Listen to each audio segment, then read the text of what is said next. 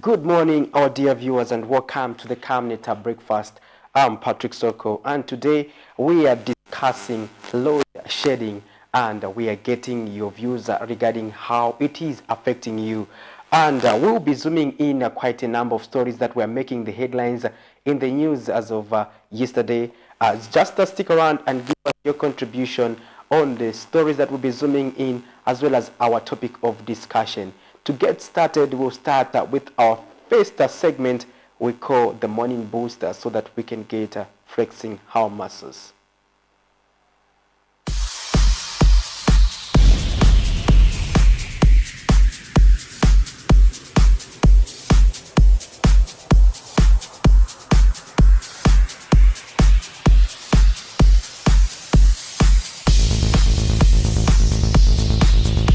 Hello guys, it's another great edition. So today I'm going to take you in cardio here at Chozi Fitness in Kablonga in conjunction with the Camnet TV. Let's go, let's do cardio together. We go. Okay, get ready in 5, 4, 3, 2, 1, we're skipping for a minute.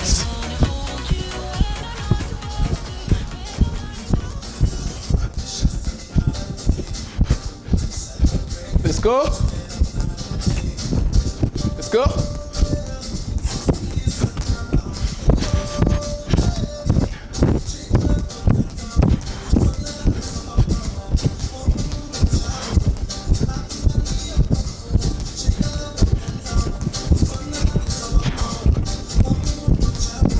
For a minute, keep going.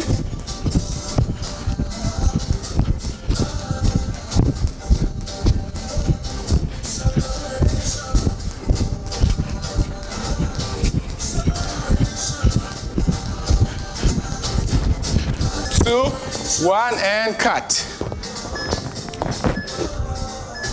From here, we punch. Let's go.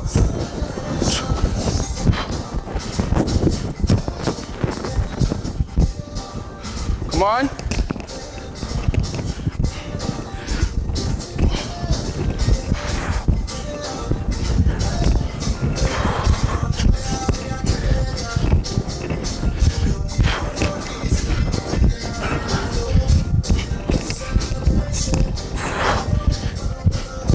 Let's go.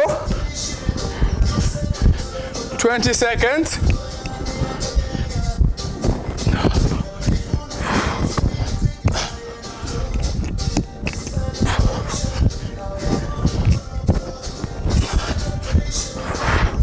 Go.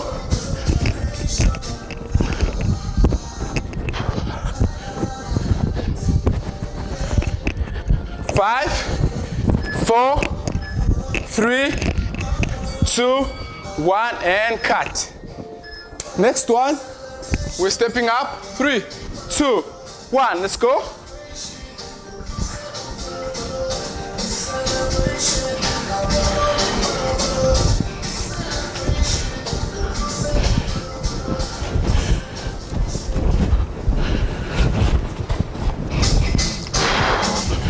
Forty seconds.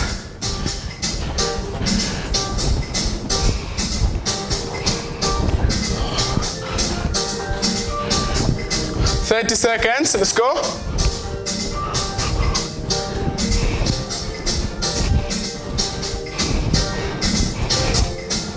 $20. 50 seconds. 10 seconds. 5, 4, 3, 2, 1, and cut. Okay, guys. I hope you've enjoyed. Next time.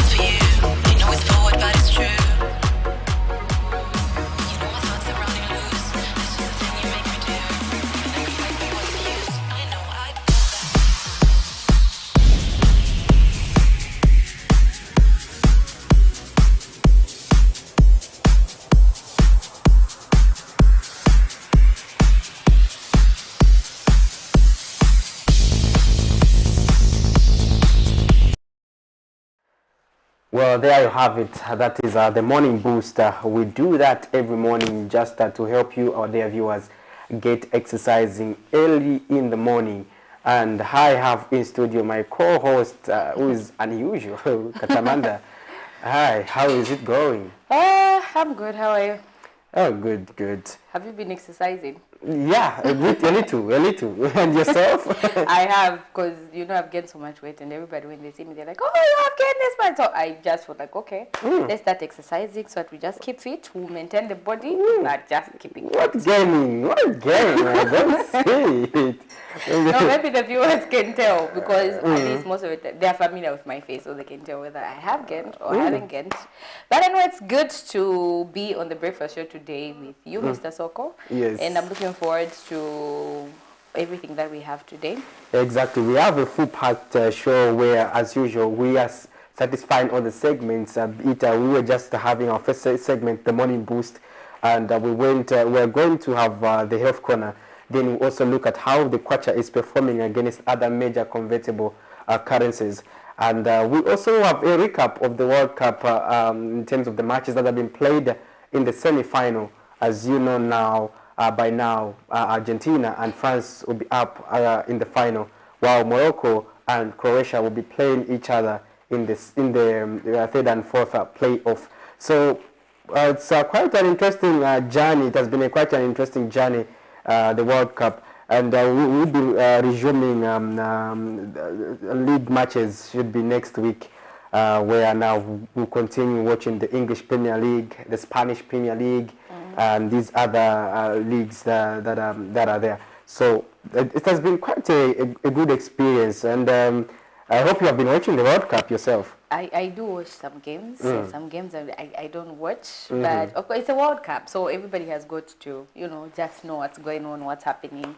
And I was just glad yesterday that France won. That's why you're excited and glad that yes, an African country lost. I know, but then I have my reasons for supporting France. You have to tell me your reasons. No, I don't have to explain them here. I'll explain behind the camera. No, you will explain as I talk about football later on the program. But for so now, let's we see go to the how health corner. Exactly, the health corner, so that we hear what the doctors have for us.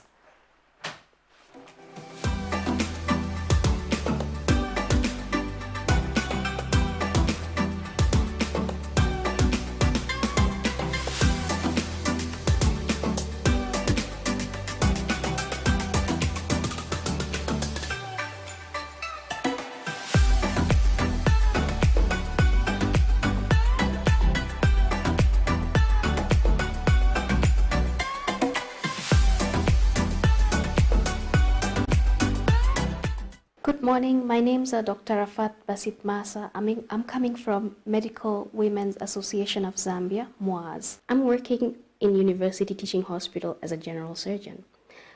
Yesterday we had a very exciting topic which we talked about burns. We talked about burns, we talked about introduction of burns, we talked about types of burns, we talked about the superficial types of burns, the burns which are a little bit deeper, and the really deep burns. So we've been talking about burns, and we're going to talk about burns this whole week because it's a very, very important topic, and we have noticed that we have a lot of people who are suffering from burns, accidents. It's quite devastating to lose people which we can actually avoid to lose them, Yesterday we talked about classification of burns, we talked about causes of burns, we talked about what causes burns. So we talked about fire causing burns, we talked about porridge causing burns, hot water, especially most 90% burns take place majority of the time is at home during household works, and a lot of burns, we end up causing burns to our little innocent children, which we can avoid it. It's very, very sad to see our children going through these burns. Why should they go through these burns when we can protect them? And the saddest part is that when we see them go through the burns, some children, we actually lose them, which we are not supposed to lose children. We are supposed to look after them. We are supposed to ensure they are away from these household works. When you're cooking, make sure, please keep your children away. When you're bathing your children, please make sure that your water is not so hot. It's warm enough for you to actually bath the child, because a lot of times you find that you have filled up your bathtub with so much water which is really hot, and then you put your child without even testing that if that water is really hot or not, and that's how you end up burning the child. So please make sure that you avoid some of these things. So today we are going to talk about the symptoms of burns. So symptoms of burns, meaning what are the things that you need to look out for when you have burns. For example, if you have been burned, so please ensure that you stop doing whatever you're doing. Stop if there is fire in your house, if there is anything that has caught fire in your house, ensure that if you are getting burned, stop, drop on the floor and roll. Make sure that the moment you get burned, that is for high burns. But if you are cooking and for example you just suddenly got burnt with fire or something really hot, please ensure that you don't apply anything in there. Just go into the basin straight. Try to wash your hands for 20 minutes with normal room temperature water. You don't need to put hot water or cold water or any kind of water. Just put room temperature water, run it through your hand or any part of your body that has just been burned, and make sure that it runs for about 20 minutes. After that, please ensure that you go to your nearest health care. Do not we have noticed that people try to apply toothpaste, then certain traditional powders, chemicals. So please ensure that do not apply anything on that burn wound, and go to your nearest health care, and they will provide you the accurate type of burns that you've got and how to go about it and how to look after it. They will tell you how to do it. So when it comes to symptoms, again, we come to the types of burns we talked about yesterday. One of them was really superficial burns. So in superficial burns, it's more like a sunburn. It's more like quite superficial. It just burns part of your skin, which is superficial. So on that burn, when you go to the nearest health care, the symptoms you're going to feel really, it's really painful, and it becomes red, and it's very, very painful. So hence people end up applying, I have noticed that a lot of people apply Colgate there thinking that it will cool it down, but it's actually causing more harm to your wound. So what you need to do is just go to your nearest health care. In there, they are going to provide some sort of creams for you and how to clean the wounds for you, and your wounds are going to heal within 7 to 14 days if you follow the accurate protocols that you've been told by your health care. Then the second type of burns, unfortunately, that is quite deep. It forms blisters. It actually also goes slightly beyond the skin as well, deeper than the skin. So that burn is also very painful. It happens with also the same, like hot water, fire, hot oil, chemicals. In chemicals, we have two types of chemicals. We have acids and we have alkalines. So you find the ones which have been burned with alkalines are even more damaging, because it damages it takes a few days for it to damage. So it actually damages more of that area. So even in there, you'll find the symptoms. You'll find, for example, the patient will be so much in pain. Then the patient will not feel like moving the limb or the area that has been burned. Then the patient will lose a lot of fluids, because remember, your skin protects your whole body. It's the largest organ in your body, considered as the largest organ in your body. So you find that when you have skin loss, there's a lot of fluid that is coming out. So you find you find yourself getting very dehydrated, and so you need to seek immediate healthcare help. You need to go to the hospital. Do not apply anything in there. When you have gone through the burns, immediately wash yourself for 20 minutes. Prepare yourself, find transport, and go to the nearest health care, and you will be admitted there. They are going to look after your wounds and discuss the management, how you will be managed. So the second degree burns actually take a bit of time for it to heal, because it has caused quite a good amount of destruction into your body, so it takes a bit of time, and also totally it depends on the percentage. If it's a high percentage, then it takes a bit of time for you to heal and for you to be completely in full form. It will take a bit of time. As I said, some of these things can be avoided just by taking precautions. Then the last type of burns, that is the 3rd degree, that is really, really deep, and that's very devastating because it actually damages your bones, your muscles, very deep inside. Sometimes even your organs, it can go through your organs, especially electrical burns. Electrical burns, please ensure that sockets and electrical plugs are, keep your children away from those things. Make sure that you keep your children away from these open sockets, and keep yourself also away from these open sockets, because these electric shocks may be very dangerous to an extent that they may actually damage a lot of organs that we may not be able to do anything about it.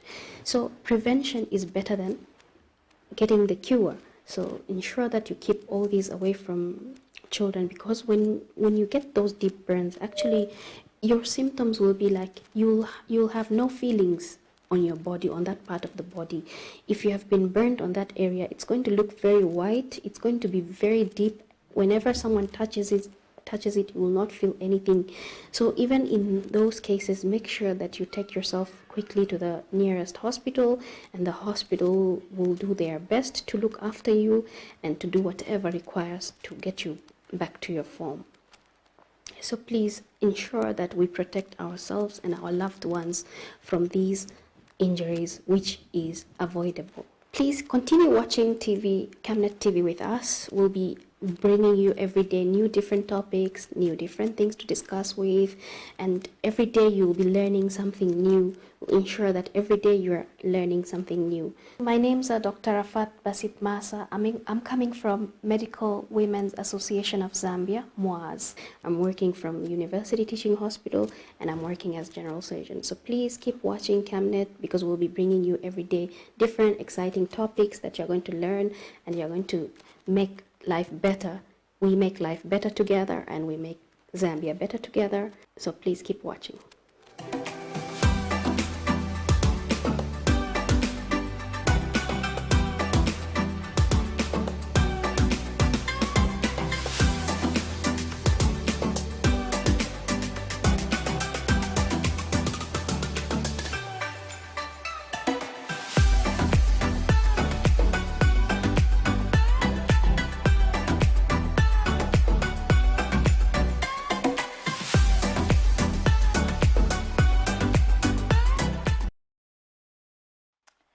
And you are still watching The Breakfast Show. I hope that you have learned a thing or two from what the doctor was explaining. And our topic of discussion today is what is your take on load shedding? Please share with us your thoughts by calling us. Our phone lines are we open them, or they're open already? Yeah, no, the people are free to engage us just now. Okay, yes. So you can call us, and you might as well leave your comments on our Facebook page, because we are streaming live. Tell us your thoughts on the load shedding, which is effective today. Yes. Yeah, like Katamanda has explained, the load shedding will be starting today. They prefer to say it's a load management according to ZESCO. But whatever the case, load shedding will be on. And in case you are not aware of the schedule, you just have to familiarize yourself with how the schedule is like. I've seen a template of how it is going to be like. And in your circles, I think probably people might have shared. But ZESCO also does communicate through the it's a customer care service unit in terms of how each area is going to be affected when it comes to load shedding. So you too, our dear viewers, we want to get your perspective. Are you a business? Are you an SME whenever you may be? And how are you projecting that you are going to be affected as ZESCO embarks on this process of managing the load? And we just hope that you are also finding ways of how to adjust. We understand that the most alternative has been the aspect of us putting up gensets, and also solar, resorting to solar. But sometimes it's not easy, especially when it comes to genset, because we are seeing that the cost of fuel is also increasing. Yes, so I don't know whether that will be also a convenient way But I think a load shedding is going to be something that we are going to have to always embrace as a country, because in the wake of climate change, we understand that Zambia largely depends on hydroelectricity in terms of power generation, and that has its own effects when it comes to how our electricity challenges emerge. In that, for instance, if we have incidences of low rainfall, we tend to experience this problem, because most of our dams tend to be depleted in terms of water that enables us to produce electricity. Sometimes people do wonder and ask questions that say, oh, but why we have enough water? But okay, we'll be talking about that as soon as we're zooming on that story. But for now, we have to understand how the kwacha is performing against other major convertible currencies. Let's just look at how it is standing as of Thursday. And this is the $1 is buying at 17 kwacha 36 ngwe, and selling at 17 kwacha 70 ngwe. The euro is buying at 18 kwacha 47 ngwe, and selling at 18 kwacha 84 ngwe, or rather 84 ngwe. And the South African rand is buying at 1 kwacha 1 ngwe 01 ngwe, and selling at 1 kwacha 03 ngwe. And the Greater British Pound is buying at 21 kwacha 46 ngwe, and selling at 21 kwacha 89 ngwe. Those are your money markets updated this morning, and it varies depending to the bank or the financial service you are checking them on. But for the bank that we monitor, or the financial service we monitor, those are the rates as of this morning. So in case you want to change your money, you understand how the kwacha is performing against other major convertibles. We have seen it decline in the recent past, in that we were happy some couple of days ago, Katamanda. We were trading around 15 kwacha. It was quite a good performance we had on our currency, and we were there for quite some a while. For some time. Yes, so but now it's going back to 17, 18, and you know the worry that comes to me every time I'm seeing it fluctuating. I hope you know. We know, and with the load shedding that we're getting into, it's not going to be good. I think for this one, we don't need experts to tell us. Everyone. Yeah, because at the end of the month, we're going to see RB coming with their own press briefing, the monthly press briefing, and tell us how they think the price, the fuel price should be trading at, and if it's an increase, you and I have to brace ourselves for tougher times. I think it will be an increase. You know, and people have been projecting that 2023 will be tougher. I don't know about that, but maybe Katamanda has an idea. Assuring us that they're doing everything within their powers, that at least we don't get to a place where a lot of people will be suffering. But we're yet to see. We're just hoping for the best anyway.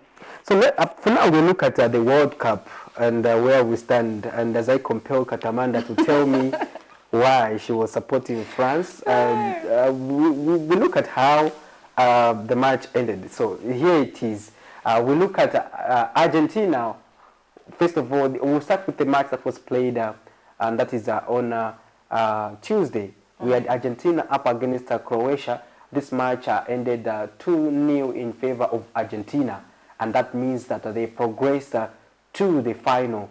And we saw now yesterday's encounter where people were more hopeful, anticipating that we were going to make progress. Sorry, rather, on the match between Argentina and Croatia, it ended 3-0 in favor of Argentina. And Argentina was a better side there, as you can see.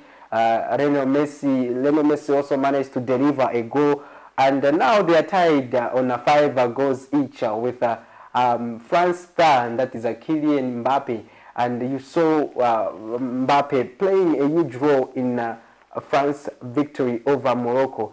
Well, Morocco, most people wanted Morocco to progress to the final and play Argentina. But it's going to be an encounter of a South American and European nation final, because we are going to see Argentina playing France in the final. This match will be played on Sunday, and we look at the third and fourth playoff. It will be Croatia up against Morocco. So that's quite an interesting encounter. Just playing, say, okay, probably they can be third and Morocco, but now it is France or Argentina.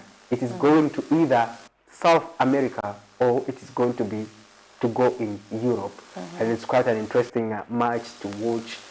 We had teams up to group H all eliminated, and it goes down to 2.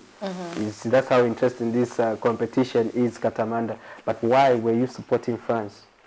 I mean, I'm African, I'm a proud African, and I would have wanted an African country to win, but just looking at Argentina and the players that they have, I don't know, not that I'm looking down on our African country, but do you think Morocco would have delivered if they were going to face Argentina in the finals?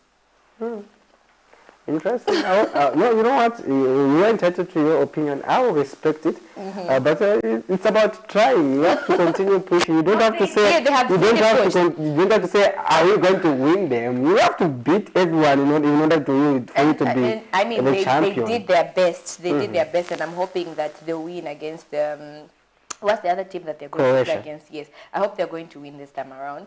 But, I mean, they have proved themselves. It's an African country, and I think it's one of the first that has fought getting to the stages where they got to. I'm proud of them, really. But it's, I mean, I don't want to say much. It's okay. I don't want to say much, but I think I've made my point. It's understood. Yes. It's understood because you were seeing Kylian Mbappe more as you read it. Okay, now, let's get...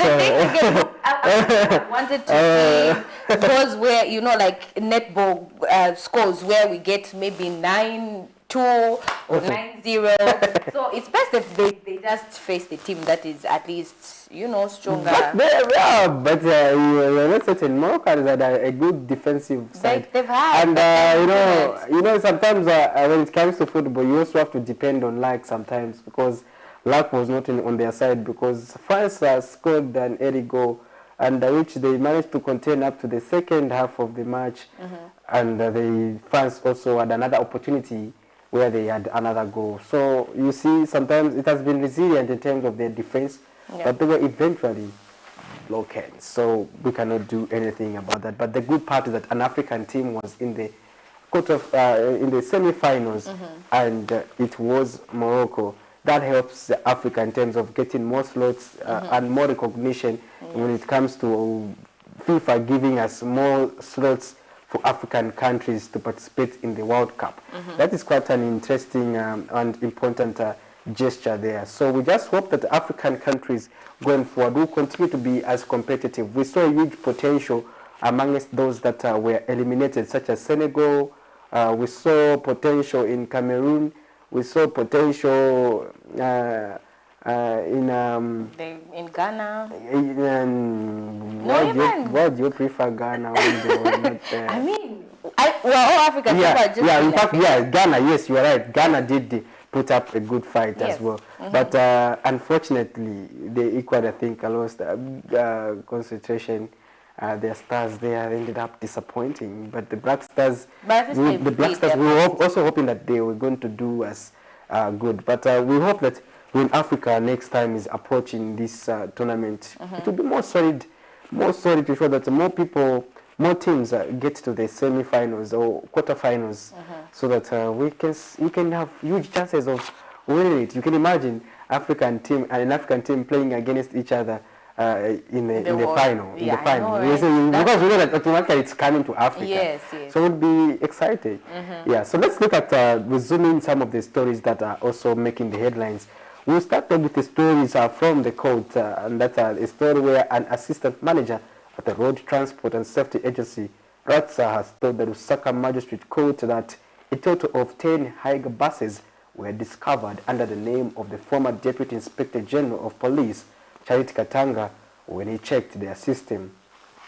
Shadley Chozo was testifying in a case in which Ms. Katanga is charged with possession of property reasonably suspected to be proceeds of crime. So we are zooming that story and this other story pertaining to Kaiza Zulu, where a state witness has told the Lusaka Magistrate Court that former President Edgar Lungu's political advisor, Kaiza Zulu, was reported to have purchased a government vehicle after his tenure of office came to an end. However, there is no documentation record to show that he purchased the said vehicle. So let's get to zoom in these two stories. Former Deputy Inspector General of Police Charity Katanga made a second appearance before the Lusaka's Magistrate Court in relation to corruption-related charges that the state slaps her with. The 45-year-old is charged with possession of property reasonably suspected to be proceeds of crime. She recently pleaded not guilty before the Chief Resident Magistrate Davis Chimbwili. This morning, the 14th of December 2022, an assistant manager at Road Transport Safety Agency RATSA, Shadrack Njozo, has testified that in August 2022, the Drug Enforcement Commission visited their office requesting information for certain vehicles. He has told the court that when he logged into their system, the said vehicle numbers that he was given by the officers, he discovered that all the vehicles the officers were requesting information of were registered under the accused name, Ms. Katanga.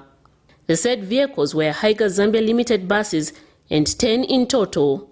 Ms. Katanga was arrested by the Drug Enforcement Commission, DEC, through its Anti-Money Laundering Investigation Unit in August 2022 for being in possession of property reasonably suspected to be proceeds of crime valued at over $2 million United States dollars and 1.5 million kwacha.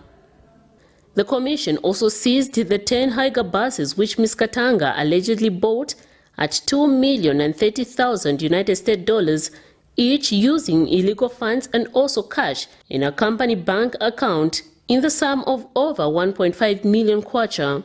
The allegations that the state has slapped her with is contrary to Section 71 of the Forfeiture and Process of Crime Act, number 19 of 2010 of the laws of Zambia.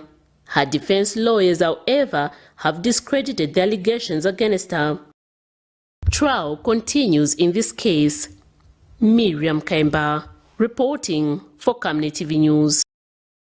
The subordinate court Wednesday commenced with trial in a criminal offense that Kaiza Zulu, a businessman, is accused of concealing a government vehicle, Toyota Land Cruiser VX, with the state presenting before Magistrate Mutinta Mwenya two witnesses, among them one Mr. Crispin Walia, a senior transport officer at State House.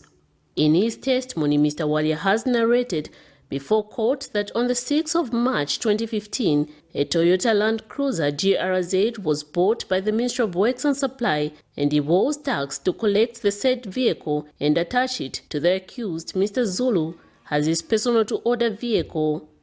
The 52-year-old accused, Mr. Zulu, who worked as a political advisor under the former Republican President Edgar Lungu, has been slapped with the charge of convention not amounting to theft, an allegation contrary to Section 291 of the Penal Code, Chapter 87 of the laws of Zambia. He has denied the allegations. As the state witness continued with his testimony, he testified that some time back in 2019, when the accused was about to leave, he was informed by the accused secretary then that he had purchased the said GRZ vehicle, which was allocated to the accused during his tenure of office. However, there was no documentation records to confirm the same. In cross-examination, the witness has confirmed with the court that he has never reported to any police station that the accused, Mr. Kaiza Zulu, stole a government vehicle.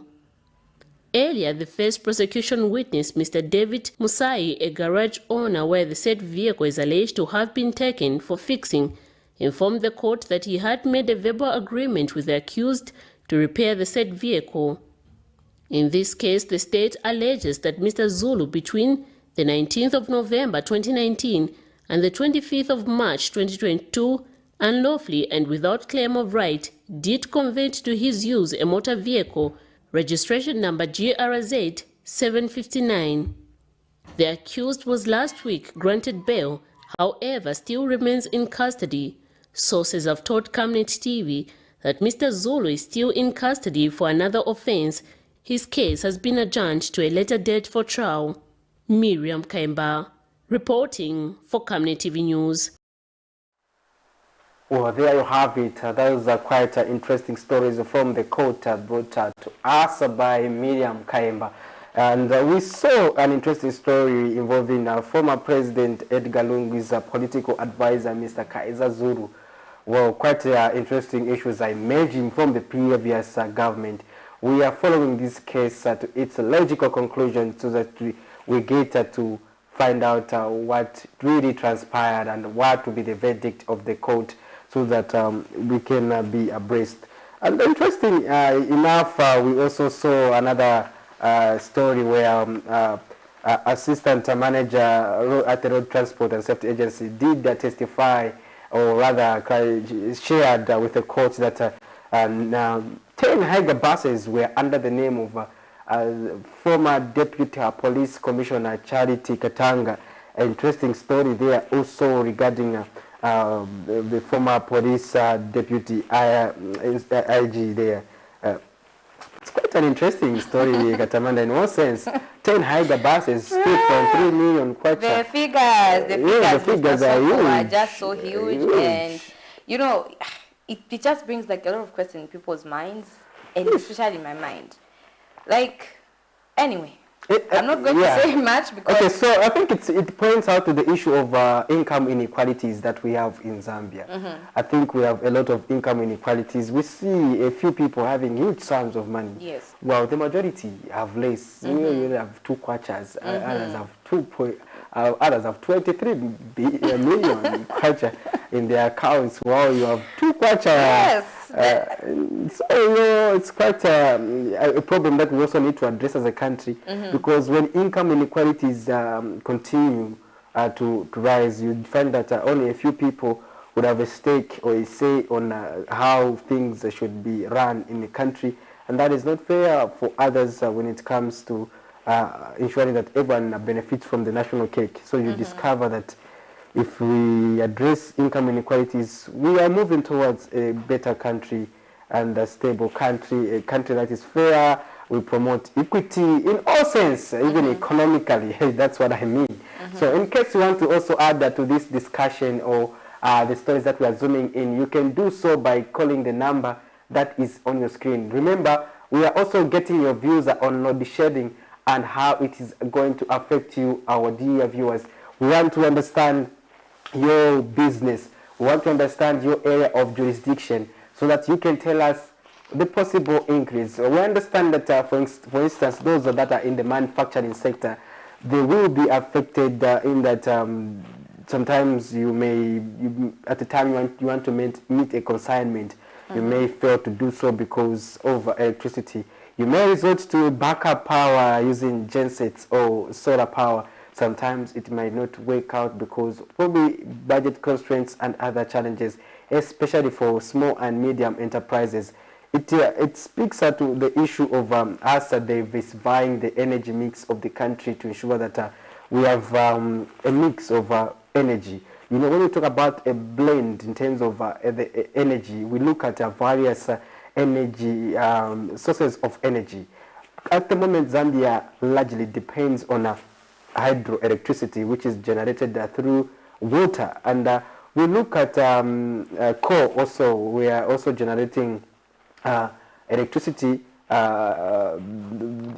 using thermal energy, and that's what we do that, but we are not doing that at a very large scale. We need to do that at a very large scale. We also have a bit of diesel, or let's say on genset and others, but we need to make sure that all these sources of energy, or rather means of generation electricity, are upscaled to ensure that the dependence on the one source of generation is reduced, because at the moment 85% to 90% is hydroelectricity. That's what we depend on. We depend on the Kariba Dam. We depend on the Kafue Gorge upper, Kafue Gorge lower. We understand that they have been boosting capacity on the Kafue Gorge, but also that aspect has to be we have to finalize all the works at the Kafue Gorge there to ensure that we can boost capacity in terms of generation. The Kariba Dam produces quite a huge. We depend on it in terms of electricity. The Kariba Dam. However, every time it is affected by water, we tend to face this problem because it is the major source. So we have been looking at diversifying the energy mix, or also putting up other hydro electricity dams across the countries to avoid dependence, that we can rely on various sources of energy. So we look at the Kariba Dam, Katamanda, quite instrumental. It gets its water from the Zambezi River. However, the Zambia electricity, the ZESCO, and this, and that's the one in Zimbabwe, they share the water from the river there. So we have the Zambezi River Authority that allocates water to these two power utility firms. So now what happens is that ZESCO is given its share of electricity. ZESA is also given its share of electricity, to say, you are using this quantity of water for power generation. If you exhaust that water, Katamanda, there is no way they will give you another allocation. Yes. So you have to use what you have been given. Yes. So what happens is that now, because of low rainfall, the water levels are depleting faster. You understand that? So what has been allocated to ZESCO is getting depleted. So for them to manage to produce electricity using the same water that is remaining there, they have to manage it. To ration it now. To say, okay, we for now won't be generating. So let's say we will generate at this hour. Okay, we give these people, we give the Copper Belt, we give Lusaka, we give what, so that they reduce the demand. Because if we maintain the current demand, it may mean that the water that has been allocated to ZESCO may be depleted before the end of the year, even by January. Now, if the water is depleted, it means we may go to even 24 hours or 12 hours of load shedding. Because if you look at Zimbabwe, usually it has many hours of load shedding. And if you talk about South Africa, ESCOM, wow, it's not. We can't even talk about this issue. They are equally affected. So, but how are we going to be adjusting to ensure that we are able to just go about our businesses? Is our discussion today. So we play that story where ZESCO, Zambia Power Utility, ZESCO was justified that 6 hours of load shedding schedule has started. That's today, and that some important holidays will be spared. Addressing the media Wednesday afternoon, ZESCO Managing Director Victor Mapani explains that the festive season beginning 23rd December 2022 to 1st January 2023 will not be load managed, as well as the World Cup final started for Sunday 18th December 2022. So let's get to listen to what ZESCO had to say on this matter.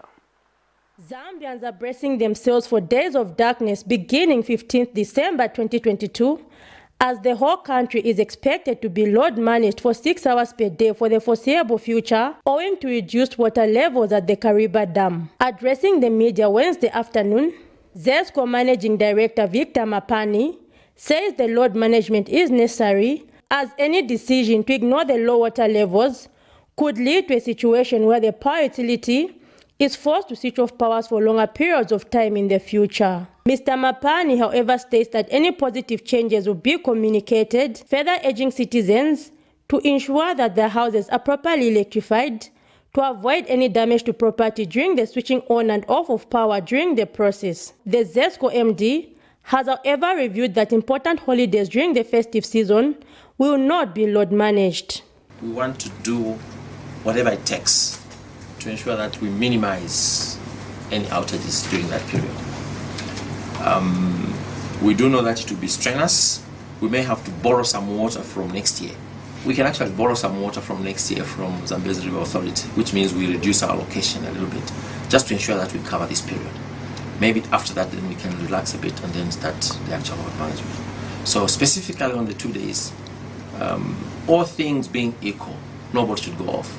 We'll do whatever we can to, even if it means we go off the following day after World Cup, it's better we watch the World Cup. So what we can do is we can use part of the water to cover the World Cup, and then come on the Monday, Tuesday, we save back some water so don't go off for a longer time. So that we are going to do.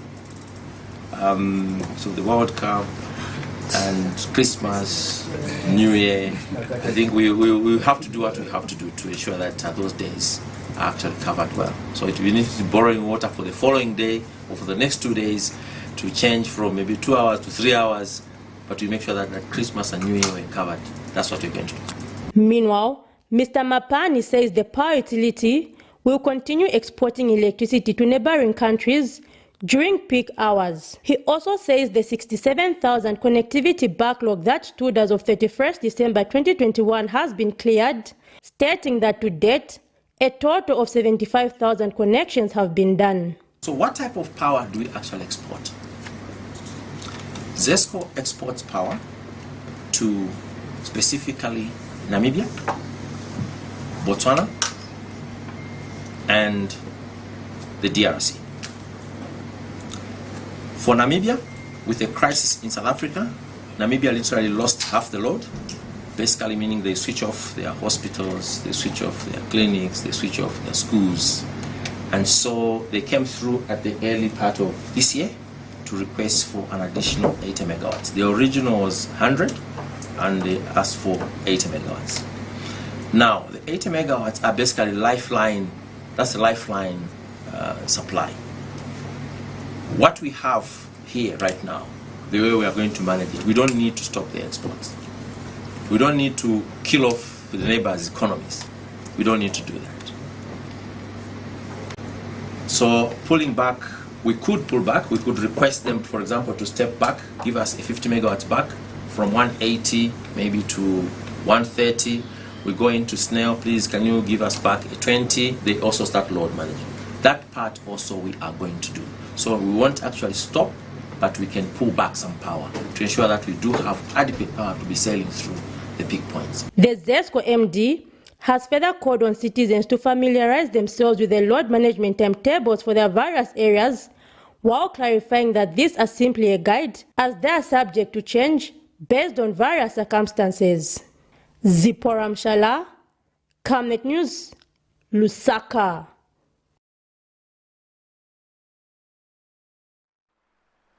Well, there you have it, Katamanda. I hope you got the explanations there from the MD. I did, but I still need more explanations. Yeah, interesting. Because I understand very well that ZESCO belongs to what is called the Southern Africa Power Pool, in that countries contribute electricity to the region, to supply the region. So ZESCO, just like other countries, do the same.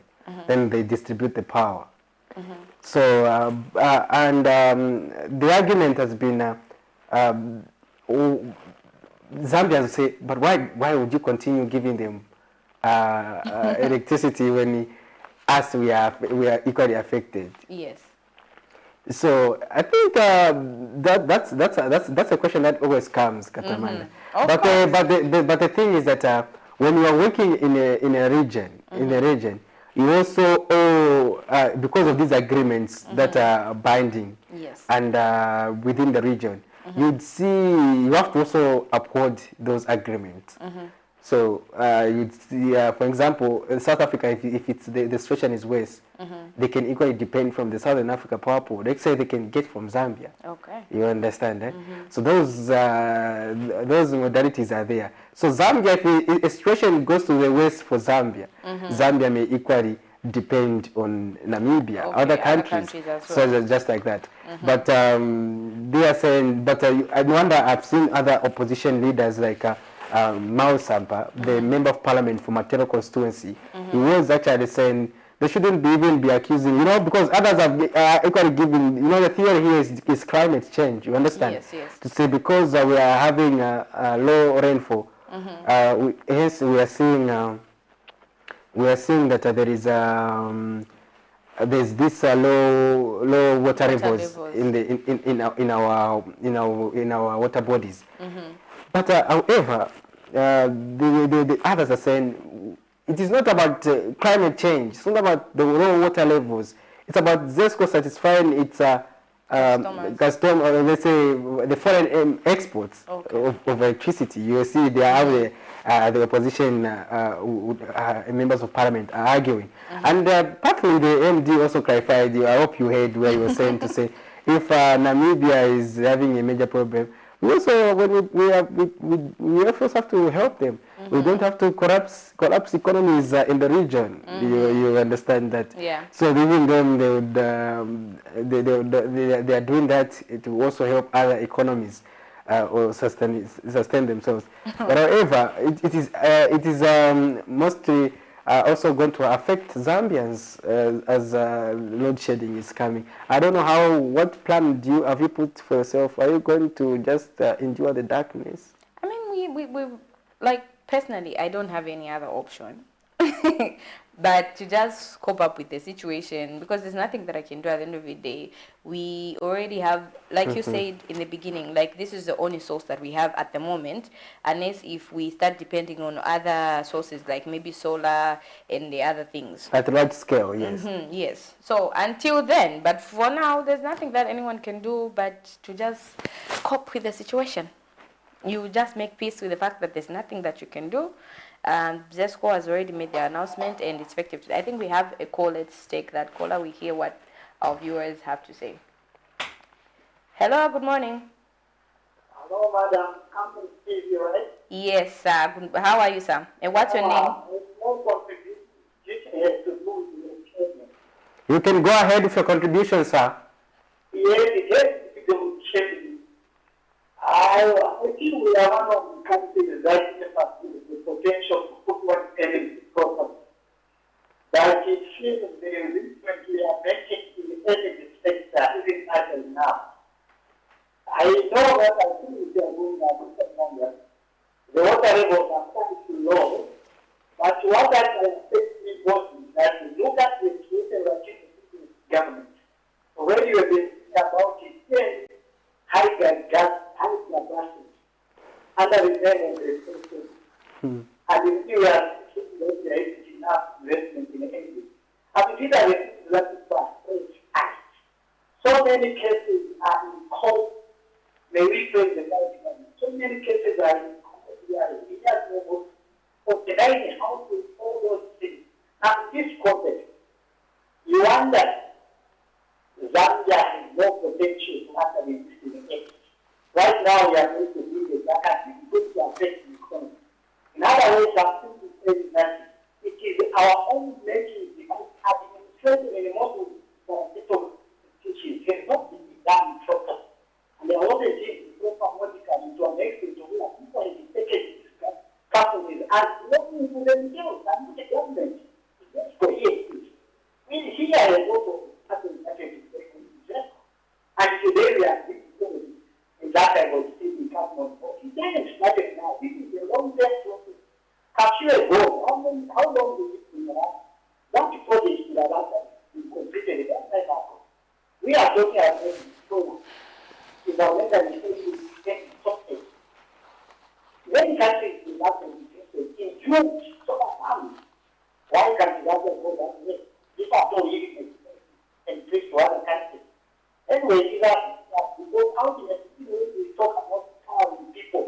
Most of these companies are talking about in the end, it will just be stopped. Thank you, sir. Thank you very much for your contribution, sir. We value your comment, and it is quite it is on point. You say it's about an administration. You know, you have to project, Gatamanda, when you're in government or in leadership, or even as a company, you have to project the future. Exactly. You don't have to guess to say next year there will be Christmas. It's obvious. You understand? It's obvious, yes. It's obvious. So if if you know there's Christmas, there's Christmas bonus. Yes. You don't have to guess. You didn't know there's Christmas. You don't have to plan this or thing. things have Yes. come, but you have to plan. You understand? So what he's saying is about an administrative issue, especially in these parastatable organizations, where you have to project. You know, for instance, you have to understand the electricity demand for Zambia for, let's say, year 2030. I'm sure you are aware that Zambia's population is not static. As we are talking, new people are being born. Yes. As we are talking, Katamanda, new people are becoming landlords and they want electricity. Yes. You understand? So it means that the demand for electricity will be an ongoing concern.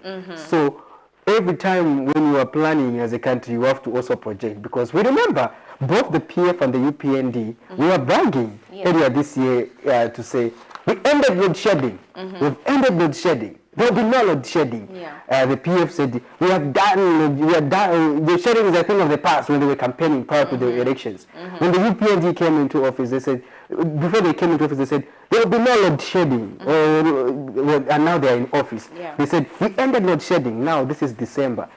Here's load shedding. We are just managing 6 hours of load shedding. You know, people remember, Zambians are not docile. No. They are very intelligent people because they follow these issues. So you cannot take them for granted. So it is only ideal that leaders stick to whatever they say, because I want to put it here, Katamanda, when we talk about these challenges in the energy sector, we know these problems. Our previous caller just pointed out the fact that climate change is here to stay and it is with us. And climate change, when you talk about climate change, you are talking about delivering the energy mix that is climate friendly, in that you don't have to continue in an unsustainable path because you end up with these challenges. We are talking about degazetting forests. I know the Minister of was clarifying, the Minister of Lands, to say it didn't mean the way people are blowing out of proportion, but I'm talking about climate issues.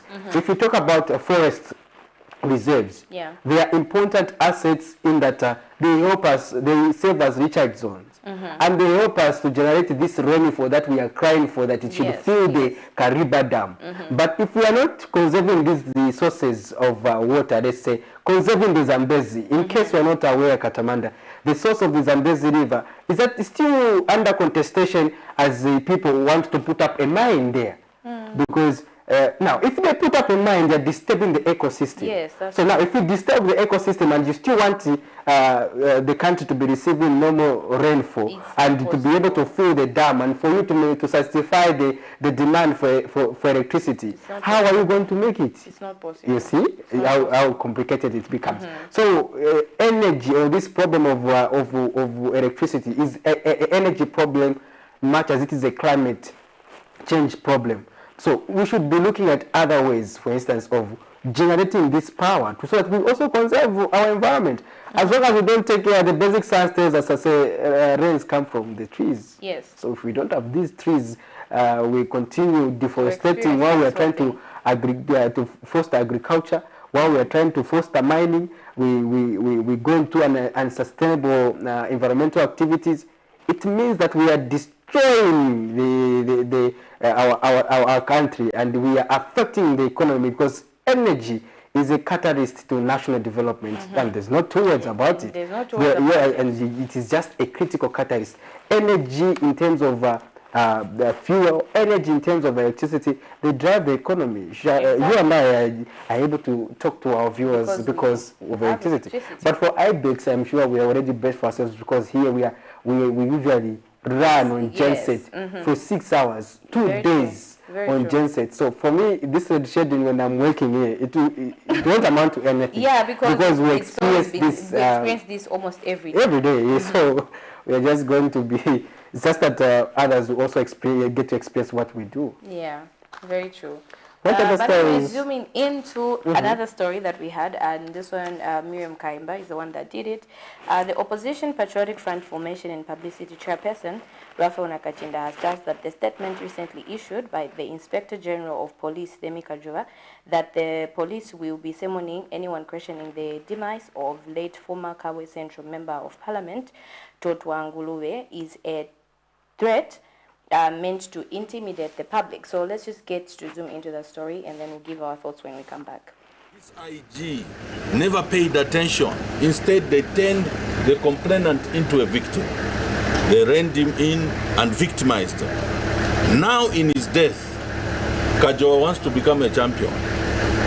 Now in a wrong way, wanting to gag and silence voices of stakeholders, particularly those of us who have offered ourselves to save the Republic of Zambia as politicians, to provide checks and balances, against this government.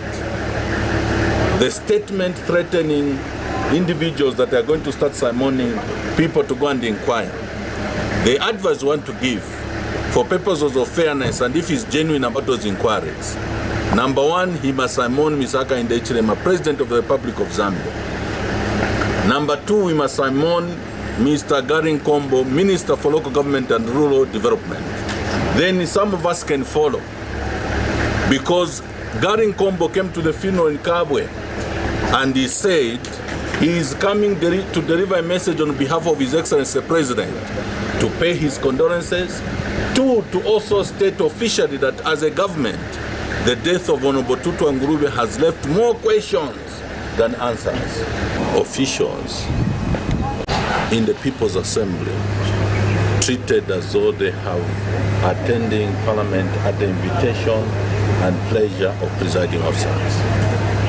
What happened yesterday is uncalled for, should not be tolerated. Okay, so that is Rafael Nakachinda right there, giving us his concerns. If you have any comments or contributions, please come through using the numbers that are on your TV screens. So you could either call us or leave your comments on our Facebook page and let us know what your thoughts are on the stories that we're zooming in. And these are the stories that we had yesterday on our 1930 hours news. So give us your thoughts as well as our topic of discussion. We are looking at load shedding, how it's going to affect you, and what is your take. Please come through.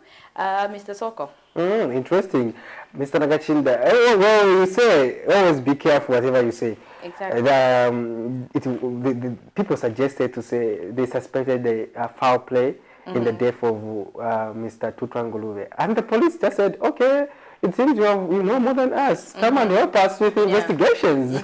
And today again he comes out to say they are threatening us and they are threatening people because they suggested. But as a society also, in much as we have our freedom to express ourselves, we also have to be responsible to of what we are talking about. Exactly. There's no way you are going to say something you don't mean. No. Isn't it? No. It is important that you say what you mean. You told me you're supporting France. You meant what you said. Yes. You didn't want to keep us guessing. You understand that? So it is the same. So every time we make these comments, always this also bear of the possible consequences and the repercussions. But if you have enough information, it is always important to also give the law enforcement wings the information so that they can proceed with their investigations. Because at the end of the day, it is not good to speculate. Others take speculations as facts. So at the end of the day, it tends to amount to propaganda. And these issues pertaining to propaganda are issues that we need to constantly address and always to seek to avoid at all costs as a country.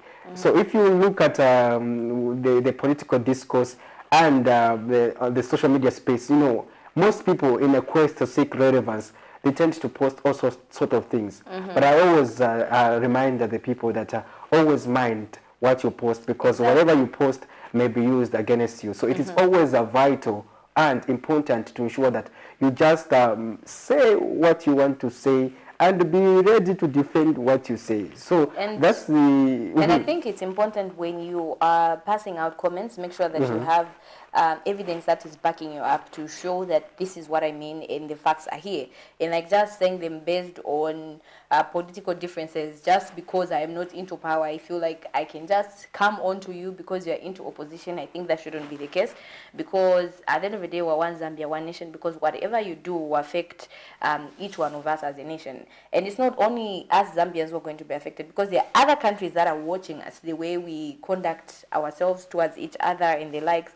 So in order to avoid certain things, if you don't have evidence, don't go to social media, because social media has become like the thing where everyone can just go there, pass their comments, say things.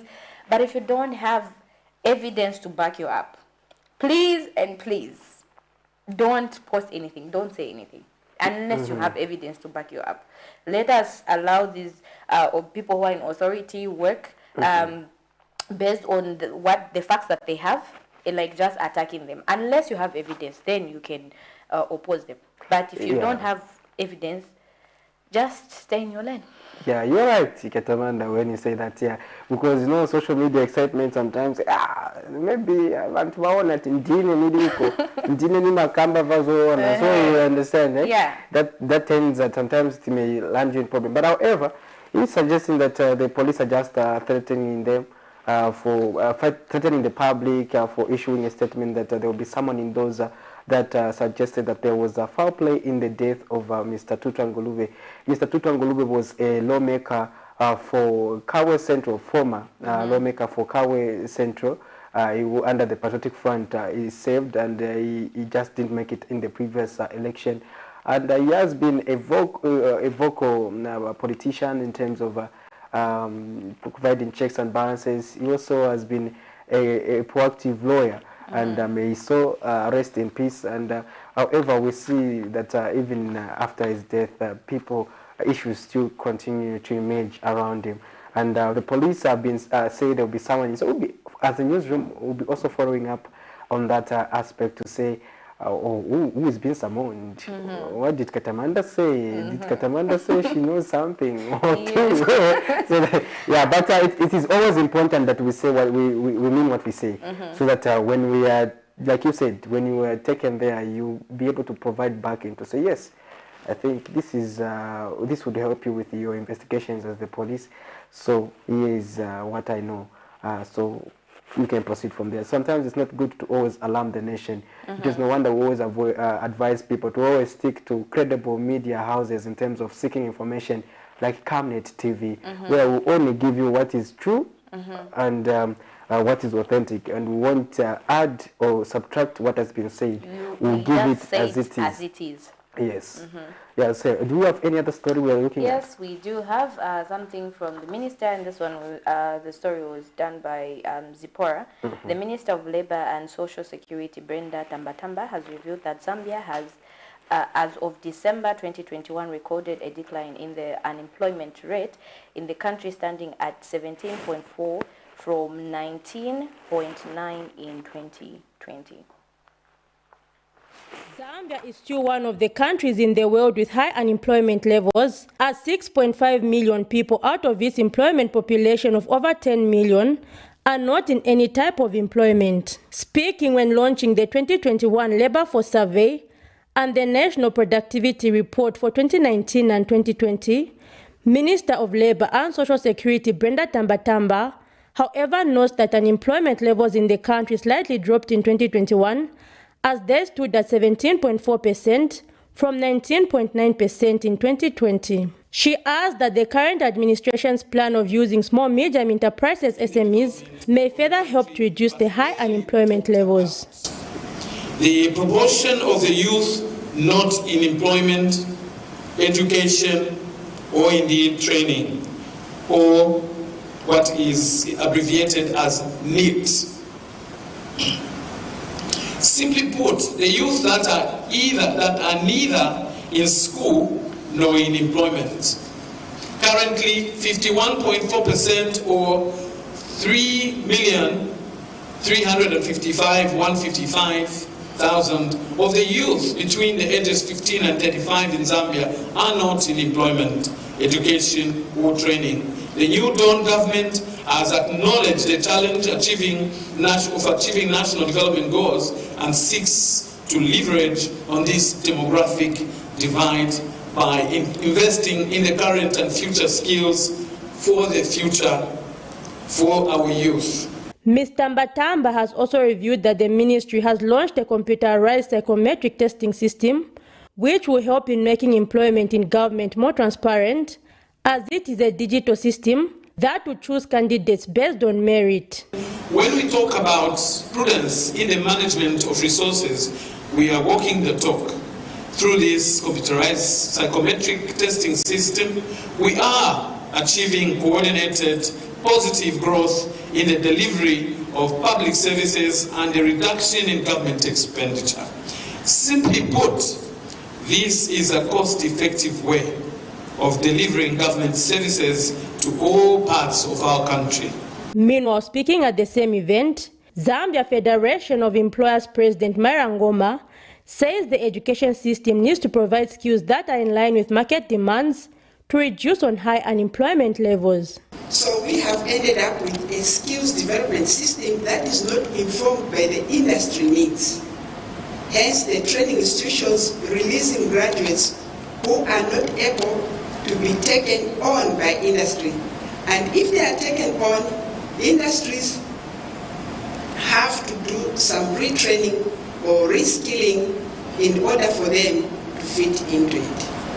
It is important, therefore, that this matter is addressed by the coming up with a system that is collaborative, which must recognize the relevant stakeholders on the labor market. The Ministry of Labor and Social Security has also noted sectors such as tourism and finance as the most productive sectors in the past few years, while noting that those such as agriculture are the least productive, necessitating an action plan to enhance their productivity. Zipporah Mshala, Camnet News, Lusaka.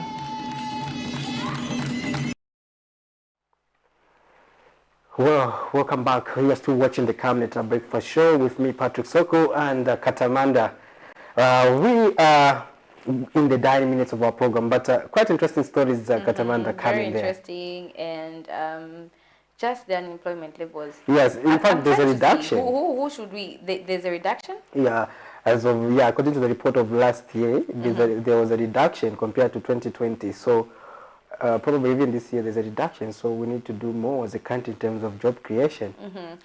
These job creations, is it that people are not resigning when they're supposed to resign? There are people that are still sitting on people's jobs. What really is going on? Yeah, well, it's that probably there's a limited industries. You understand that for us to generate employment, we need quite a number of industries. A few industries that are there, sometimes they may be constrained. Remember, we are coming from various areas. We are at the point of climate change. When climate change had affected the energy sector, we saw companies laying off workers. In COVID as well did something. Yes, so we go to COVID-19. COVID-19 had its challenges where we had the lockdown issues. And since then, some companies are still closed. Are still closed. Yeah, lockdown issues, companies are closed. All those problems, Katamanda, compounding together. We have this huge problem. Other companies had to lay off workers. And remember, the COVID-19 also brought us to a phase where you needed not to come to the office but work remotely. And we see that advancements in digital technology have also tended to actually affect employment. Because some things that can be done by human beings are being done by robots. And with technology, at a job where you needed 5 people, you may just need 1 to operate the machine. To just operate the machine. So that's the 4 lose their job. Let me tell you something. In the media industry, the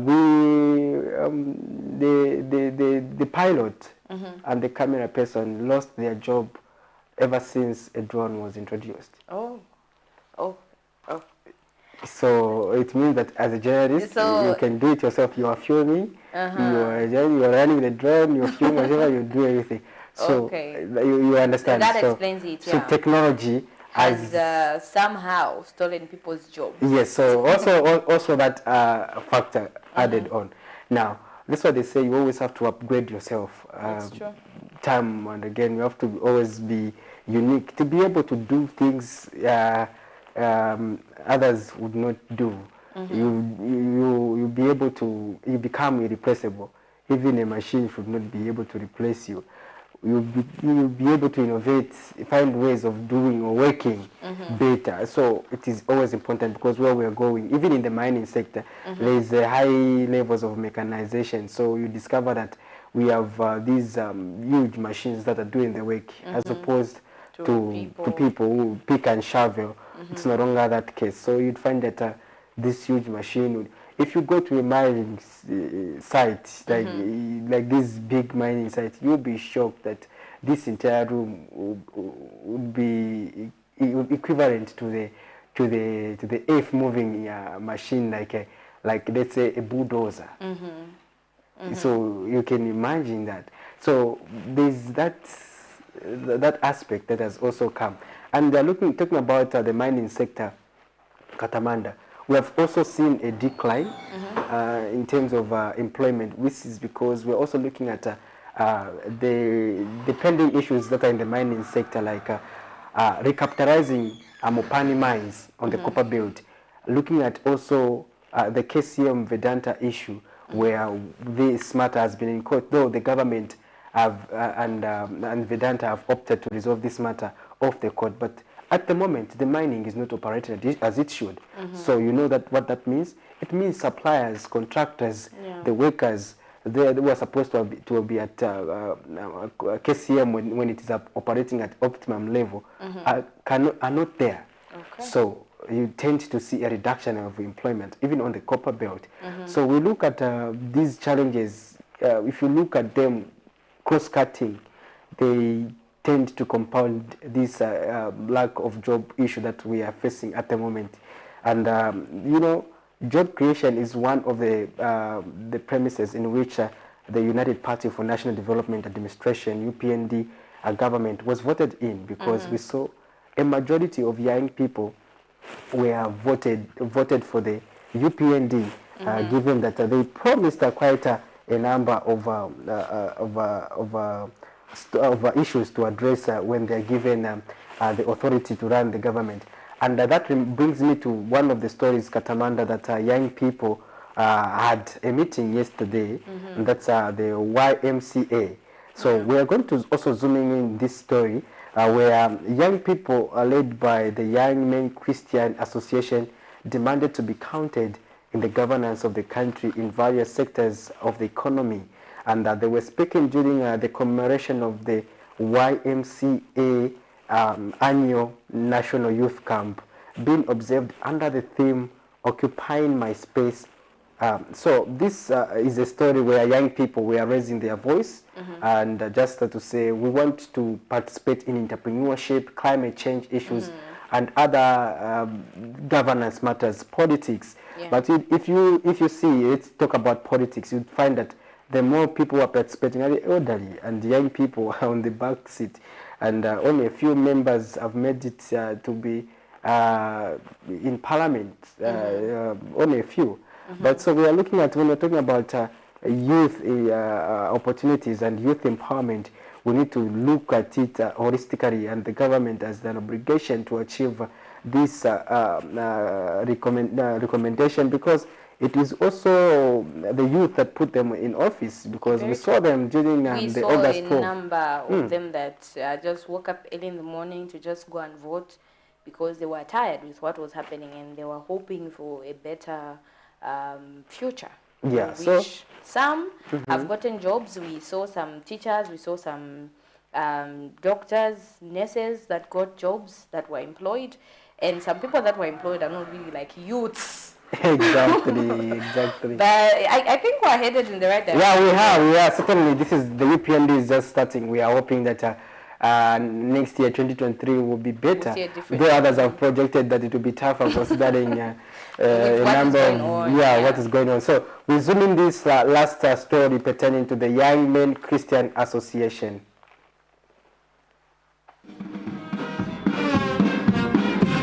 The youth movement in Lusaka, under the auspices of the Zambia Young Men Christian Association, marched to raise their voices on the need for them to be counted in national development. The march past in Lusaka's Bauleni compound marks the Young Men's Christian Association's annual National Youth Camp, focusing on 4 thematic areas such as climate change and youth leadership. Young Women Christian Association National Youth President Nora Chawo says the youth camp, under the theme Occupying My Space, also focuses on building active networks among young people for mutual benefits, providing knowledge support in generating youth-led sustainable solutions and addressing other social issues affecting the young people.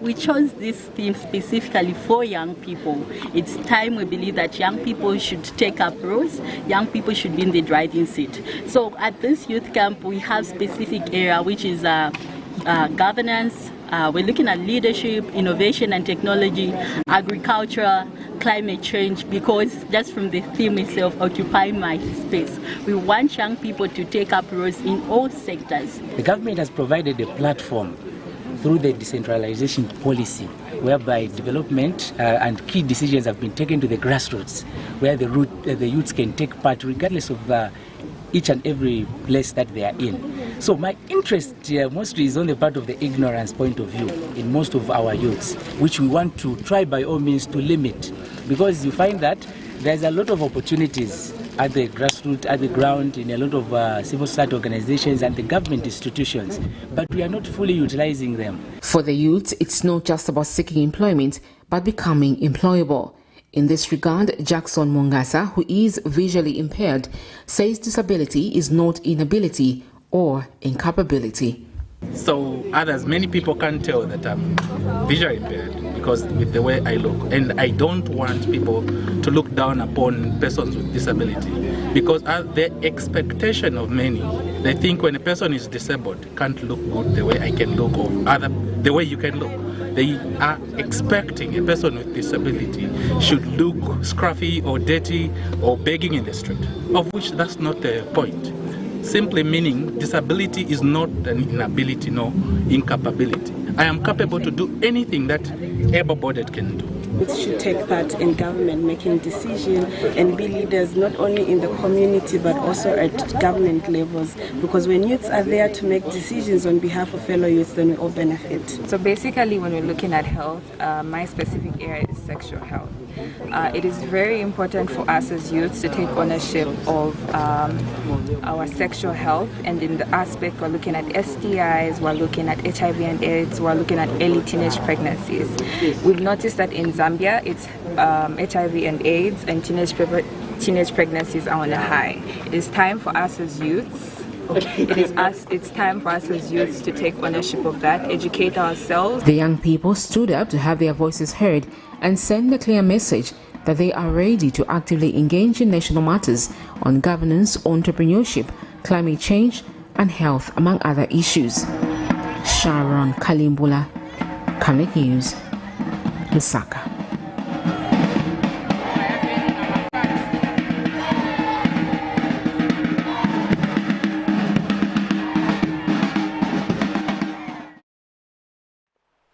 Well, there you have it, Kataman, the young people, they are making their voice count. Your views on that?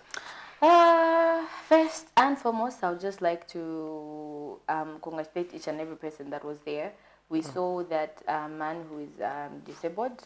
Oh, sorry, he has a disability. A person with disability. Yes, a person with a disability. Because I remember some time back we had a man with a disability and he says, don't go as disabled because it's an insult. So a person with a disability, you've told me a little bit about him. He's into business and everything, so he didn't wait for the government to employ him. He's created his own business, and then he's also empowering other young people. They have a cooperative. And it's good to see that such people are the ones who are in the forefront, organizing fellow young people and putting them together, because he's also sharing his knowledge, apart from creating an employment for others, but also, you know, just inculcating that idea of saying, you don't have to wait on the government, we can also do something. But what they want is to be involved in the national issues, which is good. And I hope that the viewers at home, especially young people, you are being inspired with what other people are doing or other young people are doing. Another thing that I'm happy about is that they are reforming the education policies. You know, where they want now to empower people with skills.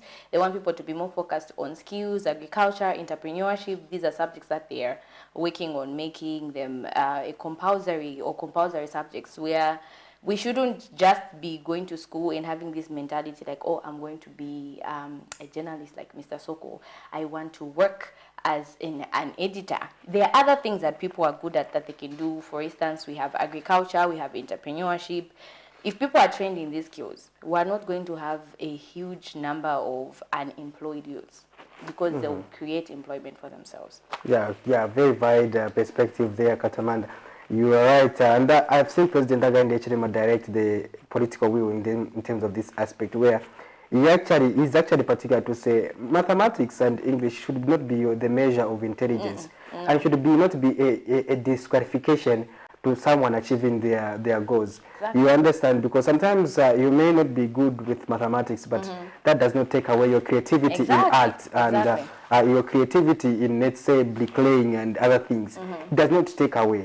So you may not be able to speak English, but you are able to do something out of your talent very well. We should education should not disqualify you on the basis of that. No. But if you are given you should be given the support to thrive in whatever you do, and that's what the new education curriculum seeks to achieve. And as we are also pushing the reforms, we are seeing that it is also moving towards an inclusive approach, in the sense that we are looking at various dimensions, including the aspects of persons with cross-cutting disabilities to be able to access education just like others who are able-bodied. So it's about an inclusive approach towards these reforms in the education sector to ensure that no one is left behind. When we are talking about sustainable development goal number 4, which seeks not to leave anyone behind, and in terms of increasing access to education, as well as improving learning opportunities for all. It is about us making sure that the base is set, that is accommodating everyone, and everyone is able to achieve their goals, and that everyone is not sidelined by the virtue of age, or let me say limitations or their disability. No, it should be all-encompassing to ensure that we are able to achieve our goals with the support of the system, because the system that we have put in place is right, not because it is because of the system that someone is not able to achieve their objective. You understand? Yeah. So we are gifted differently, and this education sector has to appreciate that. Yes. We've been doing history in schools that does not talk much about Zambia. It talks about Livingstone having discovered Victoria Falls, things that have been proven to be wrong, because he found people there. There were people living in that area. You understand? So we need the people who are in that area, like Chief Mukuni, to tell us the history of our country. Exactly. Because at the end of the day, we are telling us about Vasco da Gama having walked, Marco Polo having walked. Sometimes these things are not even appealing to us. They're not. So you need and they're not even helpful, Yes, you are teaching us about grasshopper. Wow, you are saying that doesn't even help in any way. Well, Chinese children are assembling phones, the phones which we are using. A child who is just 4 years is able to assemble it, put the pieces together. The computers that people are using. Yes, they are able to do that. So, here you'd want the children to just be like, this is an egg, a tail, a wild domain. And by the time you are resting on the abdomen, the Chinese child will be exporting a phone that you'll be buying here. You know what? So I was just sharing with my colleagues, Katamanda, because I found it disturbing that Zambia has been turned into a retail for other countries. Do you know why I say so? Other countries have industries, and they bring their merchandise to come and sell in Zambia. So this is a selling. This is a selling place. So you have shopping malls, shopping malls that are largely filled with imported products. So at the end of the day, it becomes we become a retail.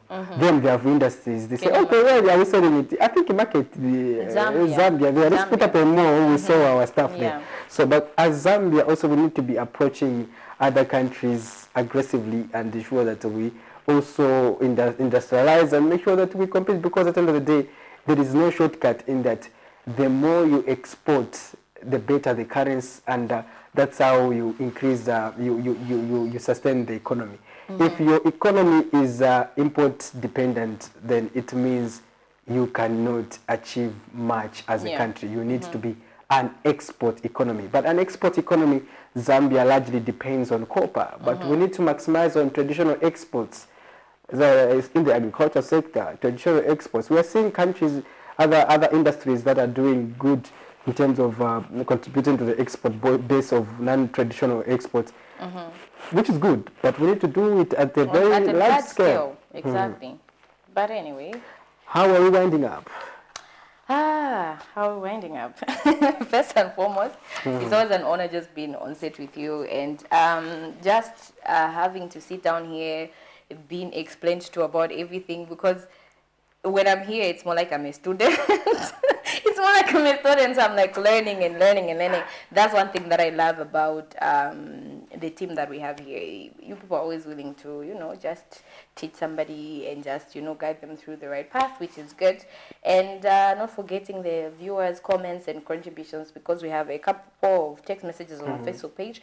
Unfortunately, we're unable to read them, but thank you so very much for all those text messages, because it gives us the motivation to keep giving you the right information, because you are receiving it well, and you're always looking forward to the information that we're giving you. So this is what I love about being on the breakfast show.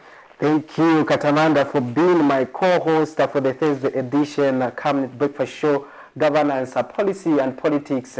Until next week when we come on Wednesday and Thursday with the Breakfast Show. This has been Patrick Soko and amazing Katamanda. Stay tuned and keep it on Camnet TV. Remember, Camnet TV is not just another channel.